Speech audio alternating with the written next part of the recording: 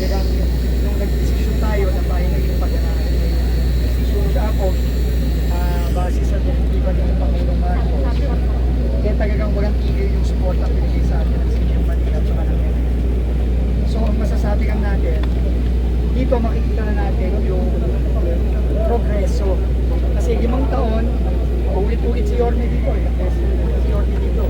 Galit na galit siya for, I don't know how many years.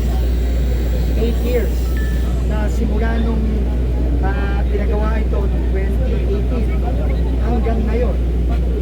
Eh walang nangyari dito. Hindi naman gasto. Ever. No? In fact, kaya nga hindi tinanggap ng MMDA ito. Kasi nga, nung chinek nila, ito hindi makakaya. So, 8 years nakita yung mga kababayan natin sa barangay Sunog na ano, no? Paano ba rin Sunog Apo, yung community na imbes na nakatulong pa to, ay nakasama pa. Tumaas pa lagi yung So, ngayon, based on the directive ng Pangulo, ito na ginagawa natin. At importante rin, nagpapasalamat kami na sa prime infra, no, tsaka sa prime studies. Kasi talagang nag-volunteer sila na talagang tignan na kung ano ba talaga ang problema. Tapos, and ayusin ng problema. Kaya nga, masaya tayo ngayon, nag-ibig sa update. By January 16, meron ng isang bomba na mapaganahin. Sulit na namin ngayon. Kita na natin mapaganahin. Ang problema, yung 3 bomba, hindi gumagana. Ang kamukha ito, pinakalipas natin na yung isang side. Pinangat nila, ginabas nila, talagang mukhang sila, para mapapagana. So, kailangan na ng damage. So, Yan, okay na. nagbigay tayo ng gerda, nagbigay ang pamamama, gerda. Kasi yun ang request ni Yorme, na bago magsimula yung susunod na radiation, at least 3 of the 4 pumps gumagana. So marami pa tayong gagawin between now and June of next year. Pero makikita nyo, may progression na tayo. Umaandar na tayo. Kahit hindi kamukha ng mga ibang taon na nakatenga lang tayo. At yung mga ginagawa, puro lang sabi nga yun siya, puro lang pa. Na wala naman talaga. So ngayon, sinusuhan na to. Commitment natin with the MMDA and with Prime Infra. Before June of next year, umaandar at least 3 packs umaandar. Para naman, parang naman na naman ang kabayan natin sa Smart App na hinayos na kayo. Kaya natin siguro Anyway, good morning. Masaya kami dahil kung maalala nyo na last time, Secretary Hayes and MMDA Chairman and I went here. During the course of the conversation, immediately Secretary Hayes stopped everything. Kasi na-discover niya may bagong kontrata, 110 billion. So, on that very moment, I vividly remember na tinutuo nyo na yan, once and for all, aralin natin muna kung ano ang tunay na problema ng buong pumping station. Now, with those time I spent studying it today, kasama tayo, at least masaya akong ibabalita sa mga kapitbahay namin dito sa Sunog Apo na alam na yung problema, meron ng maayos pang-permanenteng solusyon. And today, yung proof of concept doon sa solusyon na ibibigay, nakita namin gumagana. So we are hoping that proof of concept will run January 16 as committed by the Prime Infra. So as time will go on, no, ang pangako at commitment nila, nakisuyo naman tayo na sana yung Mayo magtatagulan na naman, Hunyo magtatagulan. By that time, at least 3 for the entire pump Manila. So far, merong hopeful things na nararamdaman namin na ng mga taga Maynila, particularly dito sa Tondo, sa sunog na po, bago man lamang matapos ang 2020. Now, we would like to thank MMDA Chairman and Secretary Baines at National Government and Prime Infra to really find a solution, a permanent, long-lasting solution for this neighborhood. So thank you very much. Chairman Don naman. Marami pa pong dapat ayusin. Bukod po sa pagpapagaan ng PAM, nag-uusap nga po kami ng Secretary ng mga taga importante po kasi itong flash rate dahil ito po yung sumasala ng basura na nahihigop ng bomba kasama ng tubig. Pero meron din po kami isang sinasuggest po sa regulations na another mitigating measure na isa pong regulator na regaya rate na pinadaan pa po dito yung tubig na pwede naman diretso sa sunog ng na hindi naman po magkokos ng baka. Marami pong basura ang nilagaling. So, mag-aaralan po namin kasama ng yung pagsasara po yung maligaya crate ngayon yung tubig na parang hindi na pumapunta dito kasama yung basura. Yun lang po, nag-uusap din po kami ng mga engineer po na despite na mapagana po natin yung ng bomba, kailangan pa rin i-observe yung efficiency. Kasi po, ito po makikita po yung design ng bomba, nakalubog po siya mismo sa tubig. So, paghigo po niya ng tubig at may mga nakasamang basura, meron pa rin pong risk na magbara siya, mag-automatic shut off. So, kailangan pong i-observe between January 16, once na mapagana yung isang bomba, i-observe po yan ng engineers po na Prime Infra, ng MMDA at ng DPWA na kung magiging efficient pa siya. Kung hindi po, meron po kaming plan B na palta na po lahat yung buong system. Isipin nyo, sayang naman po yung pera ng gobyerno. Opo, may masasayang po probably. Pero yun po yung pinaka-conveniente at tamang gawin. Isa naman po, tirik na tirik. Babaha dito sa lugar na to, hindi masaserve yung catchment area, which is yung Espanya, dahil lang doon po yung catchment area ng Blooming Creek Interceptor. Prepare tayo na repair, mag-aksaya tayo ng mas maraming pera. In the meantime, hindi po natin nasusolusyonan yung baha. Pero yun po ay mga contingency na gagawin natin based on sa observation. Once na fully operational, at least yung isang pump doon po sa isang pump po dito. So, tulong-tulong po kami dito, pinag-utos po ito ng Pangulo na once and for all, hanapan po na long-lasting and permanent solution na mapagana po itong sunog apong na nasabi nga ni Yorme, 8 taon na niya pong nire-request. Okay? Yeah. Sige, may nababanggit mo na muna siguro sa stop lab. Sige, siguro, bago tayo tumanggap ng tanong. Unang-una, nung nakaraang bagyo, na-install na yung mga temporary stop yards as of Friday night last week. No, nagkaroon ng delay doon, no, pero ngayon pa ay nag-install. So ngayon, ang maganda, Yorme, Chairman, hindi na babahain ang ito sa mga barangay na apektado sa Apo. Pero kailangan pa rin yung permanent solution doon. Kung naman yung contractor, walang gastos sa gobyerno, i-reinstall nila yung hub, no, at papatibayin nila. So yun, mag-take pa ng mga 3 months para i-fully install. Pero, at least ngayon, may stopgard na tayo, nakaharang na, hindi na babahain. Pabawasan yung takbo. Oo, mababawasan yun. So, basta ito, lahat, ang sinabi ng Pangulo natin, lahat ng mga nakatenga, hindi gumagana, matagal nang hindi gumagana tulad nito, kailangan once and for all, paganahin na natin. Maligagin na bago magtagpo yan. Kaya nga mapapansin ninyo, kasama din itong pagsasaayos ng mga parking station sa Auckland Contrabaha na in-launch ng Pangulo. No? And makikita nyo, kung sisilip kayo doon, may makikita kayo nagde-dredge dun sa Sunog Apog Estero. Kasi hindi lang yung pumping station ang kailangan gawin, kailangan pababayin din natin, pataasin din natin yung level. Itong pagalimin natin yung level nung estero. Kasi pag yan masyado mataas, magbaba-flow lang yung tubig dito. So, lahat yan sabay-sabay na pinapagawa ng Pangulo sa atin. Ipapasalamat din tayo sa private sector.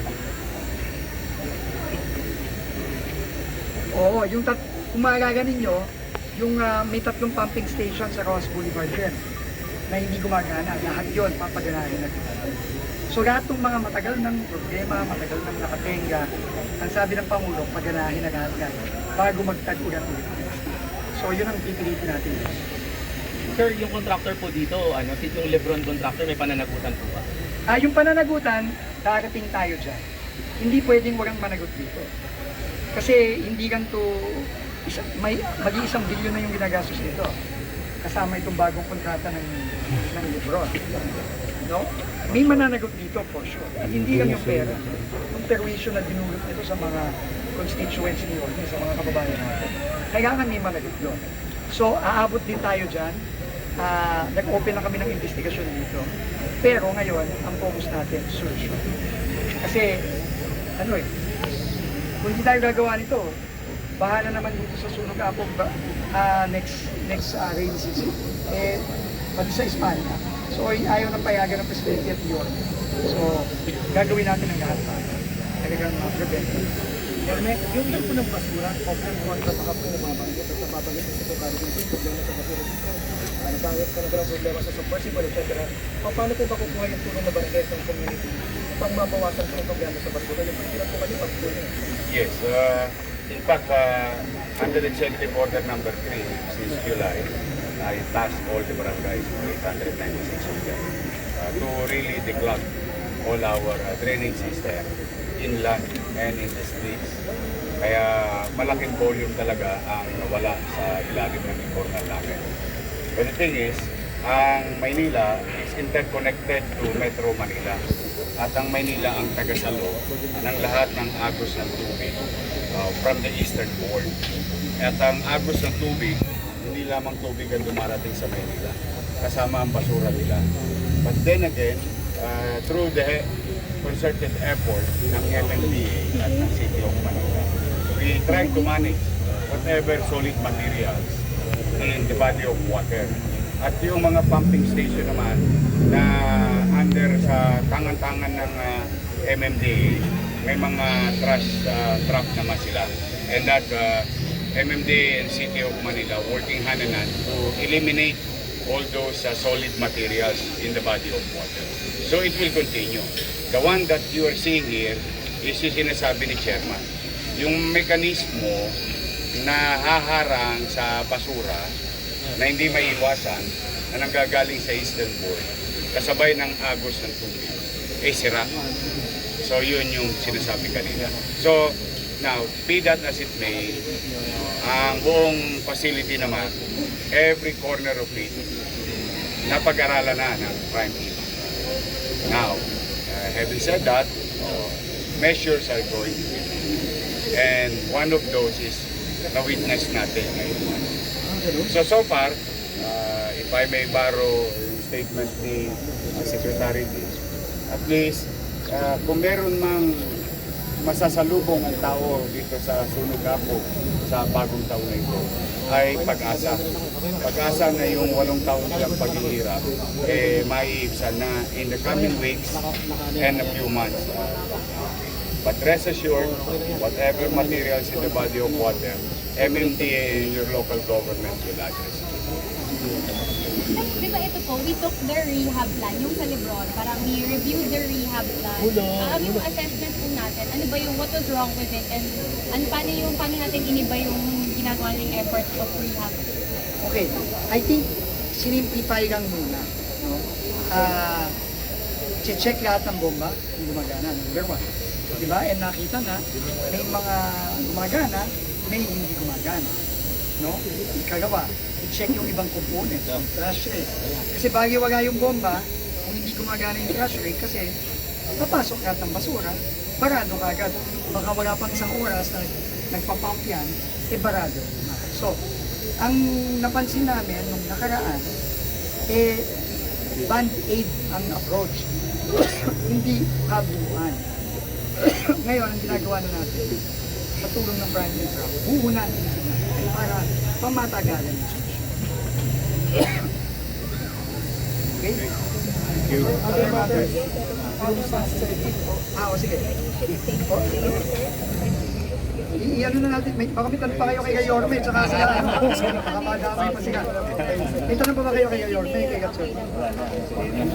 Ikaw na. Hindi, I'll support you.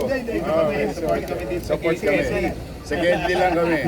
So, alam nyo naman, nag-explain tayo sa bicameral conference committee kahapon.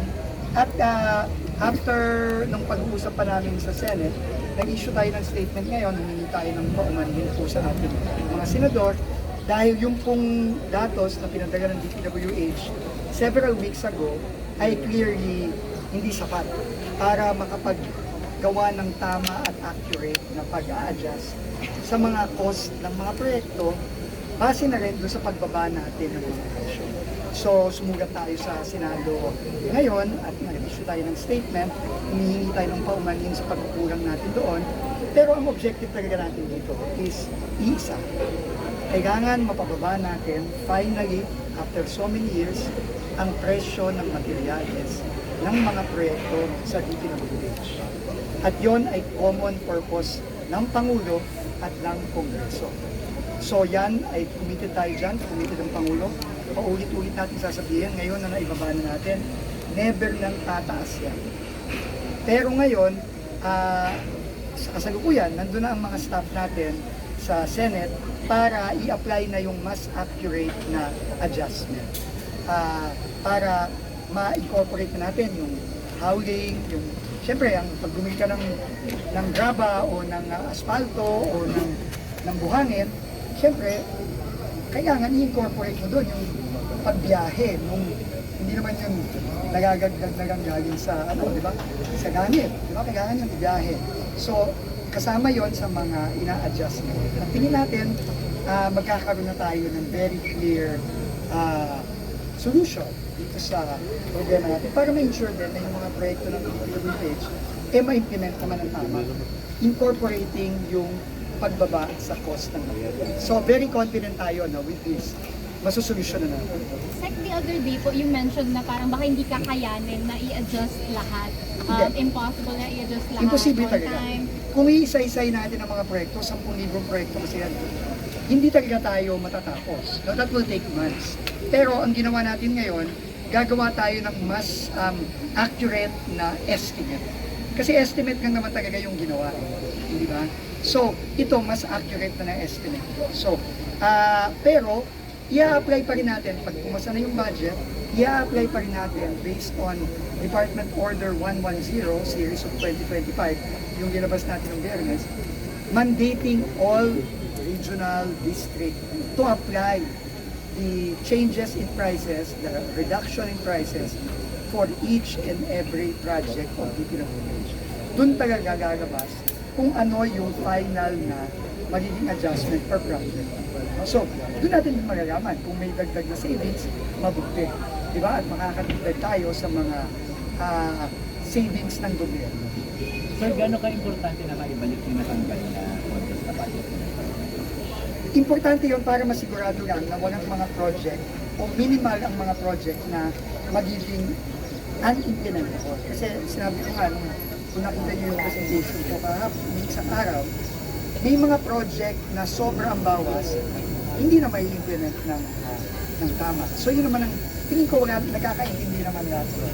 No? So ngayon na meron tayong bagong adjustment, tingin ko aabot na tayo sa mas accurate, no, na pag-reduce.